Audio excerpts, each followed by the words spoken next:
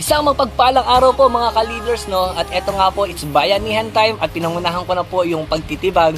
So, konti lang naman po yung aking natibag. So, maraming salamat pa rin sa Lord dahil kahit paano may ambag tayo. So, eto nga po yung mga ibang leaders na patuloy talagang nagsisikap para sa gawain ng ating Panginoon. At syempre, tatawag tayo ng mga ibang leaders para po may makasama tayo. At eto nga po, unti-unti na po silang dumarating para po sila din po ay makatulong sa gawain ng church para sa expansion ng ating panambahan. At ang mga babae po is naka-assign po sila sa kusina kung saan sila po ay magluluto ng ating kakainin para may mapagsalu-saluan tayo. So eto nga po ang aming mga ulam ay mga gulay kung saan ay talagang napakasustansya po.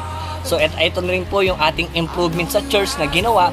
So yung pagtitibag nung kami po ay nagkasama-sama, ito na po talaga ay malaki na po yung naging improvement at mas napapabilis yung gawain pag talaga nagkakatulong-tulong ang mga leaders, mga members pag nagkakaisa po ay talaga napakabilis para sa gawain sa Panginoon.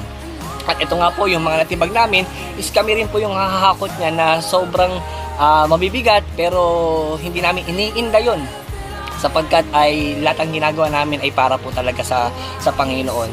So kami po ay nagkakatulong-tulong sa gawain sa Panginoon na maraming salamat sa buhay ng mga kapatiran na patuloy na tumutugon sa panawagan ng Panginoon.